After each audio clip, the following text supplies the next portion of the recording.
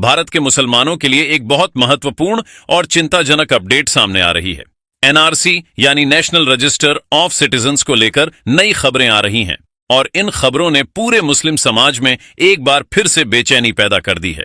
आज इस वीडियो में हम इसी विषय पर विस्तार से बात करेंगे। हम समझेंगे कि आखिर ये अपडेट क्या है, आपके पास कौन कौन से दस्तावेज होने चाहिए, किन बातों का खास ध्यान रखना जरूरी है और क्यों अभी भी लाखों मुस्लिम परिवार इस प्रक्रिया से डरे हुए हैं। सबसे पहले यह समझ लीजिए कि भारत में मुस्लिम समाज की आबादी लगभग 25 करोड़ के आसपास है। इनमें से सबसे बड़ी संख्या उत्तर प्रदेश में है। इतनी बड़ी आबादी होने के बावजूद दस्तावेजों के मामले में स्थिति बहुत कमजोर है। बहुत से लोगों के पास अधूरे कागजात हैं, नामों की स्पेलिंग अलग अलग है, जन्म तिथि में अंतर है और पते भी कई जगहों पर भिन्न लिखे हुए हैं। असम में 2019 में जब एनआरसी की प्रक्रिया पूरी हुई तो लाखों लोगों का नाम सूची से बाहर हो गया। उनमें बड़ी संख्या मुस्लिम समाज के लोगों की थी। वे लोग आज भी दर दर भटक रहे हैं और अपनी नागरिकता साबित करने के लिए संघर्ष कर रहे हैं। अब वही प्रक्रिया अन्य राज्यों में भी धीरे धीरे आगे बढ़ रही है। कई राज्यों में एसआईआर यानी स्पेशल इंटेंसिव रिवीजन की प्रक्रिया चल चुकी है या चल रही है। झारखंड, मेघालय, कर्नाटक, महाराष्ट्र समेत कई जगहों पर यह काम हो रहा है और रिपोर्ट्स बताती हैं कि यहां भी बड़ी संख्या में मुस्लिम नाम सूची से बाहर हो रहे हैं। जब केंद्र सरकार पूरे देश में एनआरसी लागू करेगी तो स्थिति और गंभीर हो सकती है। उस समय हर व्यक्ति को अपनी नागरिकता साबित करनी होगी। नागरिकता अधिनियम 1955 के तहत दस्तावेज मांगे जाएंगे।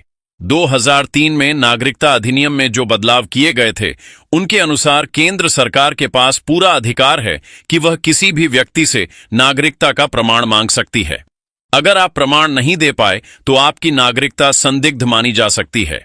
इससे सरकारी योजनाओं का लाभ बंद हो सकता है, वोटर लिस्ट से नाम कट सकता है, बैंक खातों में समस्या आ सकती है और रोजमर्रा की जिंदगी में कई तरह की मुश्किलें खड़ी हो सकती हैं। अब सबसे बड़ा सवाल यह है कि नागरिकता का असली प्रमाण क्या माना जाएगा। विदेश मंत्रालय कह चुका है कि पासपोर्ट नागरिकता का प्रमाण नहीं है। बॉम्बे हाईकोर्ट ने कहा है कि जन्म प्रमाण पत्र नागरिकता का प्रमाण नहीं है। कोलकाता हाईकोर्ट ने निवास प्रमाण पत्र को नागरिकता का प्रमाण नहीं माना। गृह मंत्रालय साफ कहता है कि आधार कार्ड नागरिकता का प्रमाण नहीं है। चुनाव आयोग कहता है कि वोटर पहचान पत्र भी नागरिकता का प्रमाण नहीं है। यानी Aadhaar, PAN, voter card, ration card, passport, जन्म प्रमाण पत्र जैसे आम दस्तावेज अकेले नागरिकता साबित करने के लिए पर्याप्त नहीं माने जा रहे हैं। असल में जरूरत उन पुराने दस्तावेजों की है जो 1955 से पहले के हों। दादा परदादा के जमीन के कागजात, पुराने एनआरसी के दस्तावेज अगर असम से जुड़े हों, पैतृक संपत्ति के रिकॉर्ड, पुरानी सरकारी योजनाओं के रिकॉर्ड जैसी चीजें काम आ सकती हैं। इन सबको सुरक्षित रखना और व्यवस्थित रखना बहुत जरूरी है। दस्तावेजों में सबसे आम और खतरनाक समस्या नाम की स्पेलिंग को लेकर है।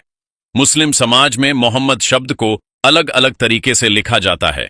कोई एमडी लिखता है, कोई एमओएचडी, कोई पूरा मोहम्मद, कोई एमओएचएमएमडी। एक ही व्यक्ति के आधार कार्ड में एक स्पेलिंग होती है, पैन कार्ड में दूसरी, वोटर कार्ड में तीसरी और जन्म प्रमाण पत्र या शैक्षणिक प्रमाण पत्र में चौथी। यही अंतर बाद में भारी पड़ जाता है। जब दस्तावेज मिलान होता है तो सिस्टम नाम को अलग अलग व्यक्ति मान लेता है। परिणाम स्वरूप नाम सूची से बाहर हो जाता है। गुवाहाटी हाईकोर्ट में एक मामला आया था जिसमें व्यक्ति के पास 15 दस्तावेज थे। यहां तक कि 1951 का पुराना एनआरसी दस्तावेज भी था।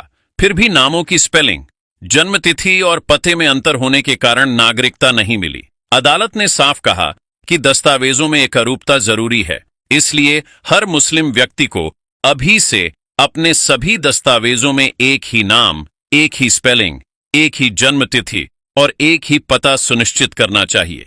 जहां गलती हो वहां सुधार करवा लेना चाहिए। Aadhaar, PAN, voter card, ration card, driving licence, passport, शैक्षणिक प्रमाण पत्र सब में समानता होनी चाहिए। बहुत से लोग गरीबी और शिक्षा की कमी के कारण इन बातों को गंभीरता से नहीं लेते। गांवों और छोटे कस्बों में रहने वाले कई परिवारों को पैन कार्ड क्या होता है यह भी ठीक से नहीं पता।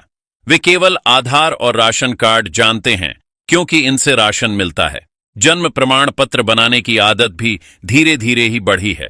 बच्चों को पढ़ाने की बजाय जल्दी कमाने के लिए सिलाई, ठेला, पकोड़ा बेचने या मजदूरी पर लगा दिया जाता है, नतीजा यह होता है कि अगली पीढ़ी भी दस्तावेजी रूप से कमजोर रह जाती है। अगर शिक्षा नहीं होगी तो सरकारी नौकरियों, छात्रवृत्तियों और योजनाओं का लाभ भी नहीं मिल पाएगा। नाम की असमानता के कारण ई-केवाईसी नहीं होगी, बैंक खाते में समस्या आएगी, पीएम किसान जैसी योजनाओं का लाभ रुकेगा और बच्चे स्कूल छात्रवृत्ति से वंचित रह सकते हैं। सरकार की तरफ से बार बार यह कहा जा रहा है कि अवैध घुसपैठियों की पहचान की जाएगी। बंगाल, उत्तर प्रदेश, बिहार, झारखंड समेत कई राज्यों में वोटर लिस्ट से नाम काटे जा रहे हैं। मुस्लिम समाज के लोगों में यह डर गहराता जा रहा है कि कहीं उनकी नागरिकता छिन न जाए या उन्हें किसी तरह का नुकसान न हो। हकीकत यह है कि कोई किसी को दूसरे देश में नहीं भेजेगा, लेकिन नागरिकता संदिग्ध होने पर अधिकार सीमित हो सकते हैं, सरकारी सुविधाएं बंद हो सकती हैं और सामाजिक रूप से भी मुश्किलें बढ़ सकती हैं। इसलिए सतर्क रहना जरूरी है। सबसे पहले अपने सभी दस्तावेज इकट्ठा करें, नाम, जन्म तिथि और पते की जांच करें।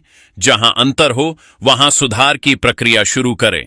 पुराने जमीन के कागजात, पैतृक दस्तावेज सुरक्षित रखें। बच्चों को अच्छी शिक्षा दिलाएं ताकि वे खुद अपने अधिकारों को समझ सकें और दस्तावेजी रूप से मजबूत बन सकें। कम से कम स्नातक स्तर तक पढ़ाई करवाने की कोशिश करें। सिर्फ कमाई पर ध्यान केंद्रित करने से परिवार की स्थिति लंबे समय में और कमजोर होती है। एनआरसी आज नहीं तो कल जरूर आएगा।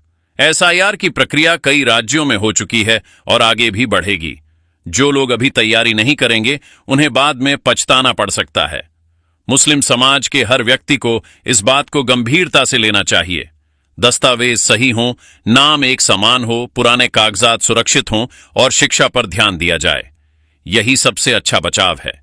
इस विषय पर लगातार जानकारी रखते रहें और अपने आसपास के लोगों को भी जागरूक करें। समय रहते कदम उठाएंगे तभी भविष्य सुरक्षित रहेगा।